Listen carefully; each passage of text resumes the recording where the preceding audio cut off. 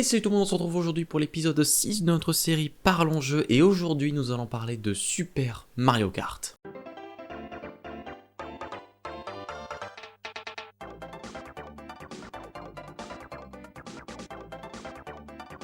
Super Mario Kart est sorti originellement sur Super NES le 27 août 1992 au Japon et il est arrivé le 21 janvier 1993 en France.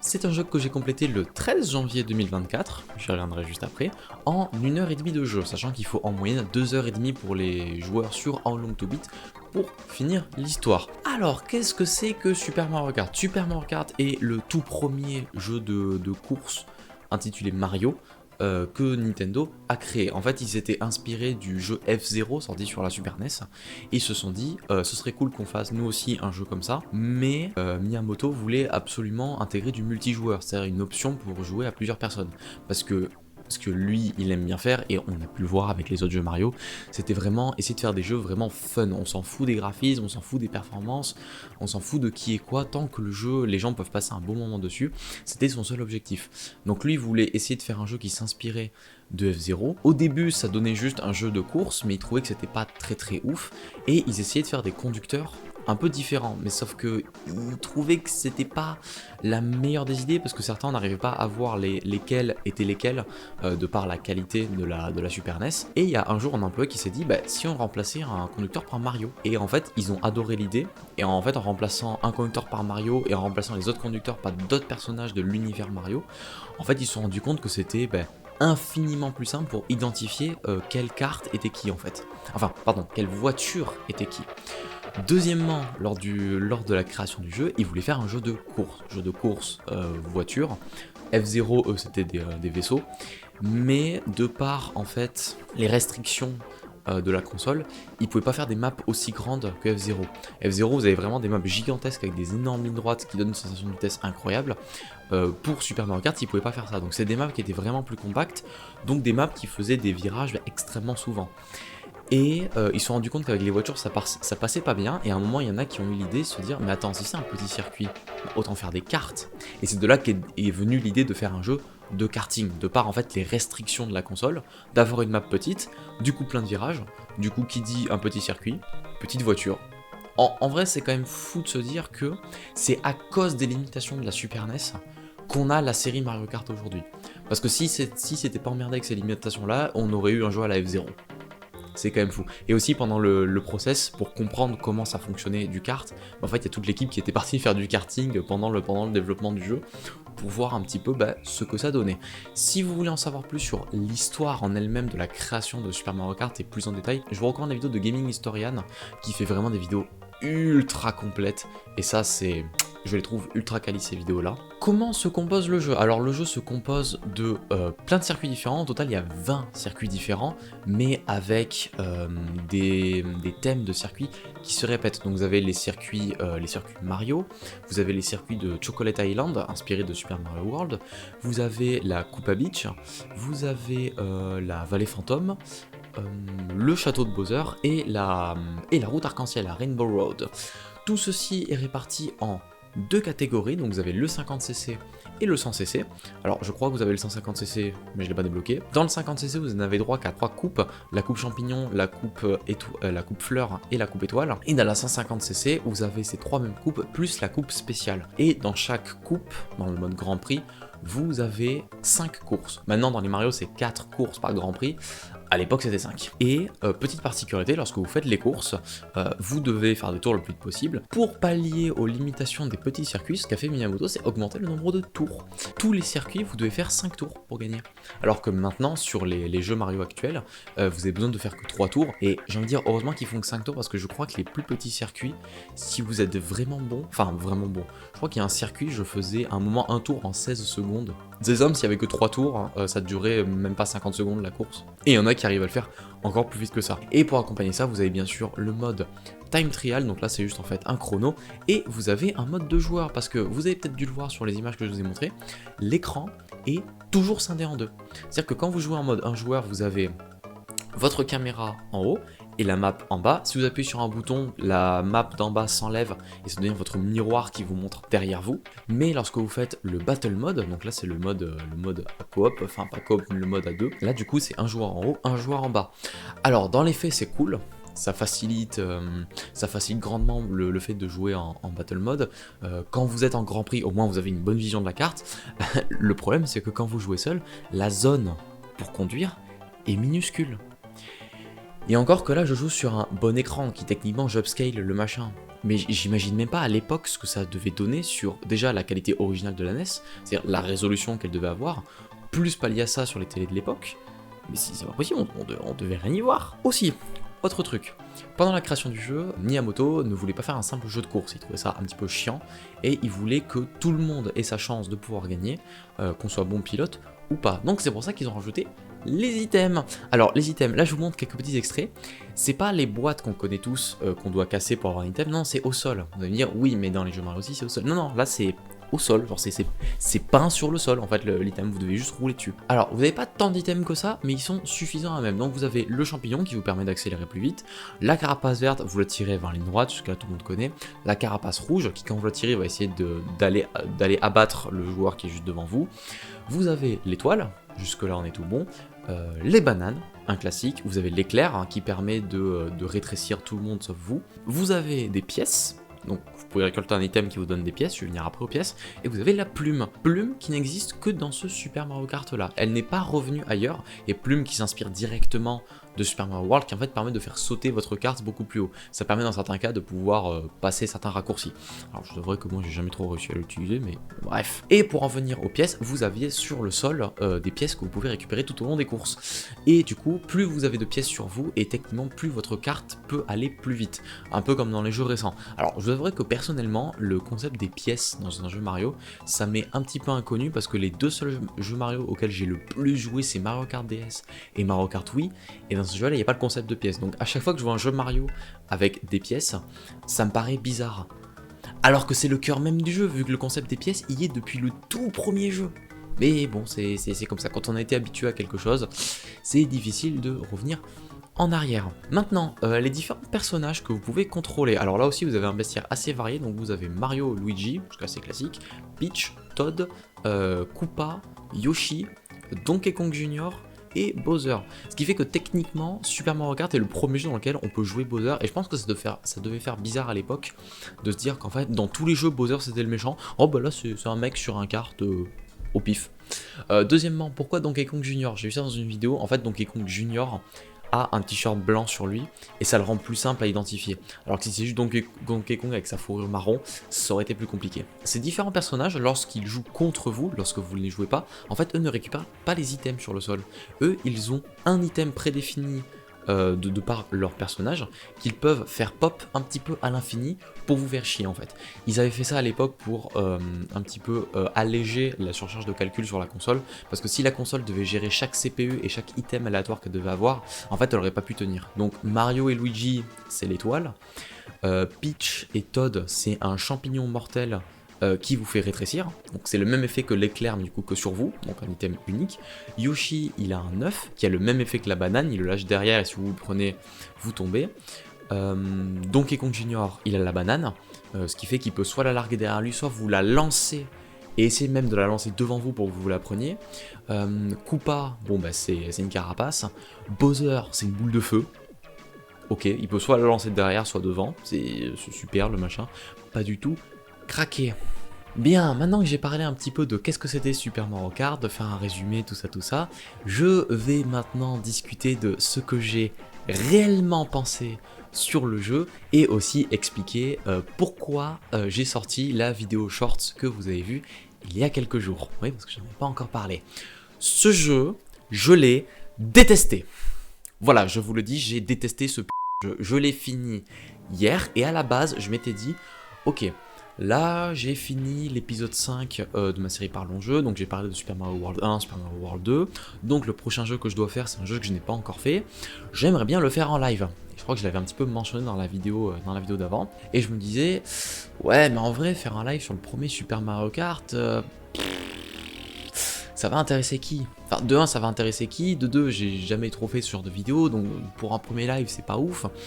Donc finalement, hier, je me suis dit, ok, j'ai fait ce que j'avais à faire le matin, j'ai tourné ma série RTP, l'après-midi, j'avais pu faire un petit peu ce que j'avais à faire. Vas-y, je lance Super Mario Kart et je fais le jeu. Mais quelle erreur! Oh, enfin non, pardon, pas quelle erreur.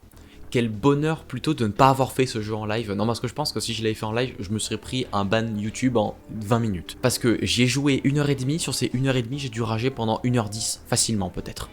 Ce jeu m'a fait péter un plomb. Déjà, premier truc qui m'a fait péter un plomb, c'est la physique du jeu. La physique des cartes, je la comprends pas. Vraiment, je ne la comprends pas. Et le pire, c'est que une fois que j'ai fini le jeu, comme à mon accoutumé pour les autres vidéos, je suis allé voir des vidéos rétrospectives. Sauf que là, du coup, j'avais encore bien en tête le jeu. Et j'ai vu tellement de personnes dire que le jeu était bien, dire que ceci, dire que cela, dire que la physique était bien faite, que les développeurs, genre, oui, ils étaient allés faire du karting pour voir comment ça se passait, et que les mecs essayaient vraiment de modifier la physique un peu comme ils voulaient. Et ils trouvaient ça fun. Et ils disent, à quel moment vous trouvez ça fun? Je veux pas croire qu'ils ont joué à ce jeu. Non, je veux pas le croire. La physique des drifts qui est au chiottes, des fois, tu demandes... En fait, il y a un truc que j'ai remarqué, je pense, sur la physique. Quand on demande à un personnage, par exemple, s'il commence un petit peu à glisser, si on lui demande d'aller à droite, alors du coup, dans votre sens, à vous, ça fait... Ouais, si on lui demande d'aller à droite, en fait, il va pas aller à droite. C'est-à-dire, il va pas aller tout droit, puis à droite. En fait, ce qu'il va faire, c'est qu'il va partir sur la gauche pour aller à droite. Ce qui fait qu'au lieu de faire youp comme ça, bah en fait, ça fait un youp, ça fait un demi-tour. Et le truc, c'est que quand t'es proche d'un putain de creux, le fait que le putain de perso, quand tu dis d'aller à droite, il fasse un petit détour par la gauche, ça te fait tomber. Ça me rend fou. C'est ça aussi que je voulais avec cette série Parlons Jeux, c'est qu'il y a des jeux qui m'ont fait péter des plombs, et là c'en est un justement, celui-là. Pareil, dans ce jeu, alors ce jeu était notamment reconnu pour avoir une mauvaise gestion de la difficulté, et que les IA aient beaucoup de ce qu'on appelle du rubber banding. En fait, c'est un peu l'effet élastique, ce qui fait que si vous êtes trop devant, en fait les IA derrière vont être accélérées artificiellement, en fait elles vont tricher entre guillemets pour essayer de vous rattraper. Et inversement, si vous êtes trop derrière, les IA devant vont ralentir pour essayer que vous les rattrapiez. Mais le problème, c'est que des fois j'ai l'impression qu'il est un petit peu bugué. Genre il y a vraiment des passages où je jouais Mario, je démarrais la course, il se passe 2 virages et Donkey Kong Junior m'a déjà mis presque un demi-tour dans la gueule en fait. Genre il s'est envolé. Alors oui, techniquement c'est un... Ah oui, parce que j'ai aussi oublié de le mentionner, chaque personnage a ses caractéristiques. Mario et Luigi sont des personnages équilibrés. Je crois que Peach et Todd, je crois que c'est des personnages qui ont une bonne adhérence, il me semble, ou alors qui ont une très grosse accélération. Donkey Kong Junior et Bowser, eux, ils sont très lourds et ils ont la meilleure vitesse de pointe. Par contre, ils sont lents sa mère à accélérer. Je vais vous mettre 2 images. Voici l'image numéro 1, donc c'est moi qui joue Mario. Regardez bien l'accélération de Bowser et Donkey Kong Junior. D'accord, qu'elle paraît normale. Maintenant, je vous mets un deuxième clip où c'est moi qui essaie de jouer Donkey Kong Junior. Vous voyez pas comme un problème? Elle est où mon accélération? Enfin, genre, que j'ai pas d'accélération, c'est une chose. Mais pourquoi est-ce que quand c'est les CPU qui jouent, eux, ils ont la putain d'accélération? Parce que ça veut dire que du coup, quand vous jouez contre ces putains de bots là, mais ils ont et l'accélération et la vitesse de pointe. Je crois que les bots, par contre, eux, ne peuvent pas récupérer de pièces, donc techniquement... Nous, en tant que joueurs, on a cet avantage de pouvoir récupérer des pièces et augmenter notre vitesse max. Mais les bots ont des caractéristiques pétées. Mais comment t'es censé faire quand ils ont des caractéristiques pétées? Alors putain, circuits. Alors les circuits, certains sont ok. Genre 2 circuits sur 20 peut-être. Le reste, c'est de la merde. Il y a un circuit en particulier, je crois que c'est un de la Ghost Valley. Oh, j'y ai passé un temps fou dessus. Il me faisait péter un plomb ce circuit. Parce que en fait sur les bords vous avez des blocs qui vous empêchent de tomber. Sauf que quand vous tapez une fois, le bloc s'enlève. Ce qui fait que si vous tapez la deuxième fois, vous tombez. Alors, je pense que je vais vous mettre un extrait où j'ai ragé sur un trou dans le jeu. C'était AG magique.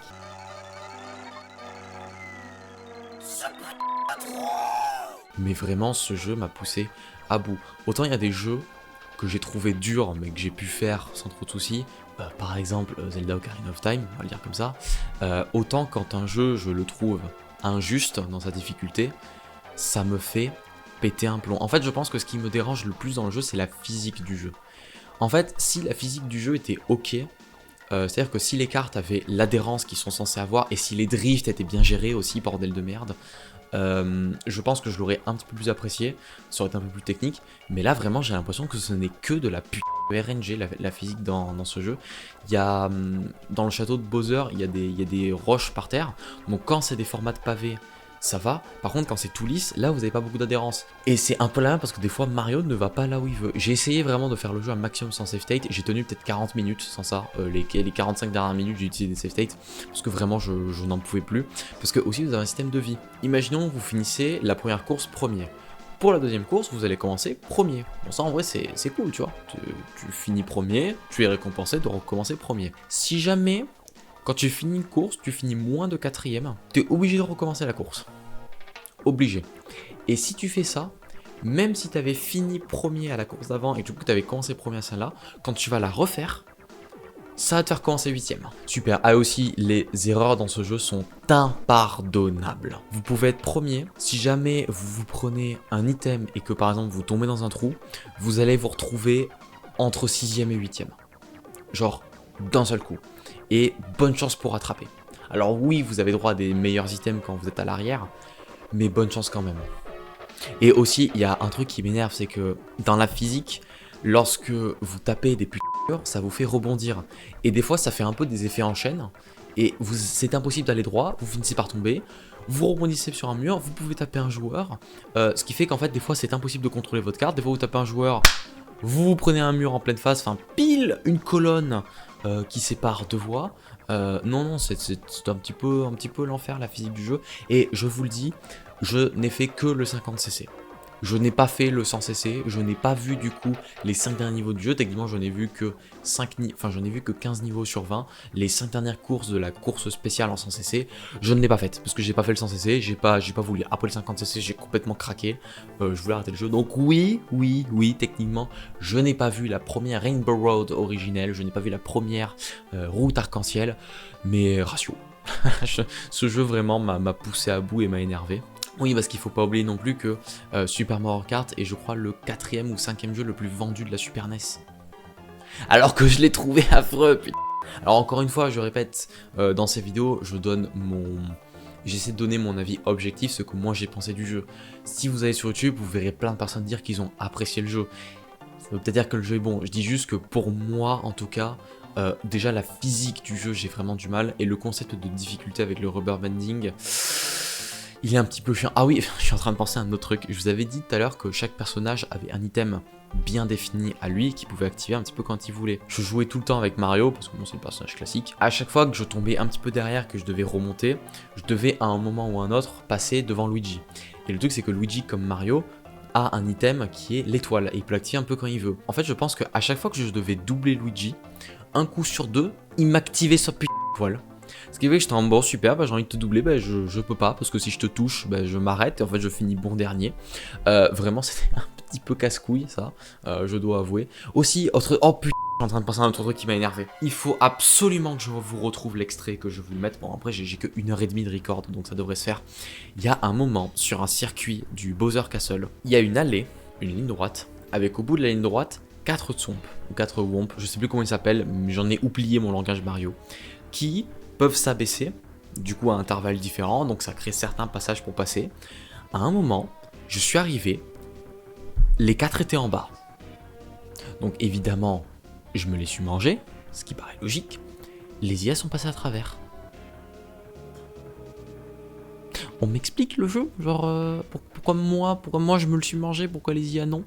Et surtout genre, qui a codé dans le jeu le fait que les 4 peuvent tomber en même temps dans une allée où c'est le seul passage. Autant, si jamais il y avait 2 passages, genre 2 allées différentes avec chacun leurs 4 sons qui peuvent bloquer l'allée. Qu'il y en ait un qui soit bloqué complètement, ok. À la limite, je veux bien entendre l'argument. Ce serait casse-couille au possible. Mais dans ce cas-là, je comprends l'idée derrière, de se dire, ok, il faut que tu regardes avant de choisir une allée, quels sons sont en haut, lesquels sont en bas, pour essayer de savoir lesquels a le plus de chances d'être libre.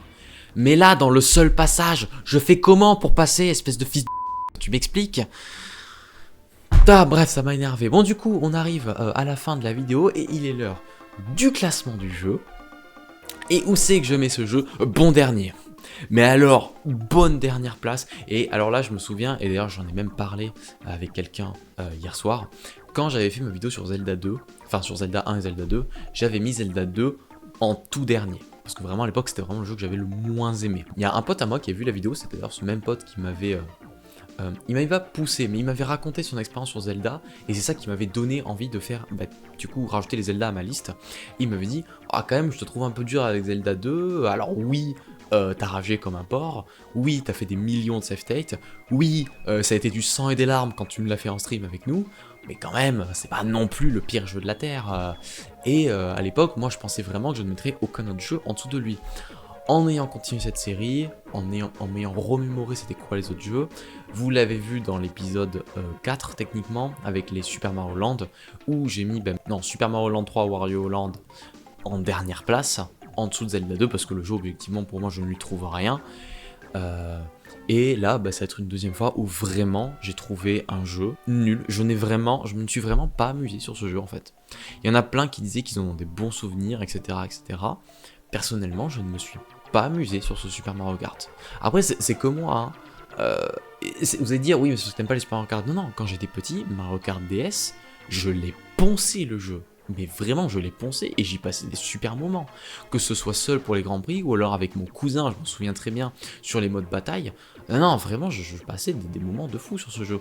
Mais ce Super Mario Kart là, non, j'y mets à la dernière place. Et quand j'en ai reparlé hier soir avec ce 10 pote qui m'avait parlé de ça, il m'avait dit, ah bah tu vois que finalement Zelda 2 il est pas terrible. Et j'ai dit, oui, en fait, finalement, Zelda 2, j'avais dit dans la vidéo que je ne pense pas qu'il y aura un autre jeu qui tombera en dessous de lui, mais en fait si, quand on cherche, on peut toujours trouver. Je pense que là par contre, je ne sais pas si je mettrai un autre jeu en dessous de Super Mario Kart. Alors oui, vous allez dire, oui, t'avais déjà dit ça pour Zelda 2, finalement t'en as trouvé des pires.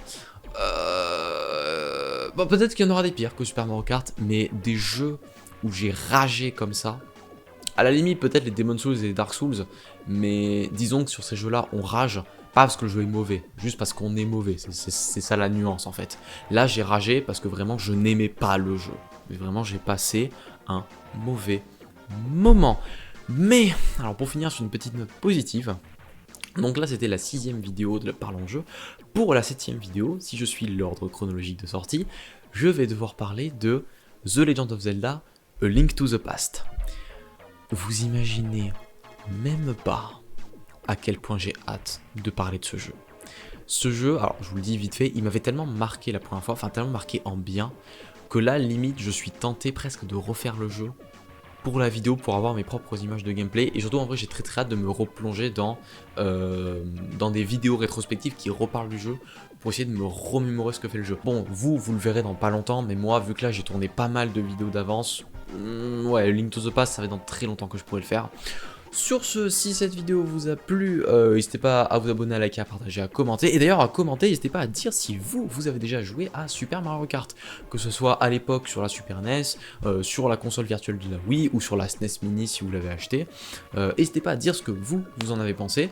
Peut-être que je suis juste un cas isolé de joueur qui n'a pas aimé ce jeu. Peut-être que finalement vous êtes plein à ne pas aimer le jeu et que juste vous osez pas le dire parce que vu que tout le monde l'a aimé, en général quand tout le monde idolâtre un jeu et qu'il y a une personne qui arrive et qui dit moi j'ai pas aimé, bon en général je fais un petit peu défoncer la gueule, mais moi j'arrive, j'annonce, je l'avoue, j'ai détesté ce jeu. Donc si vous aussi vous l'avez détesté, n'hésitez pas à le dire en commentaire, manifestez-vous, moi je me sentirai pas seul. Si jamais vous l'avez bien aimé, n'hésitez pas à dire pourquoi vous l'avez aimé, qu'est-ce qui vous avez marqué. Alors, comme ça je pourrais voir un petit peu qu'est-ce qui a plu à ce jeu finalement aux gens à l'époque. Voilà, c'est tout pour cette vidéo et moi je vous dis à une prochaine. Allez, salut!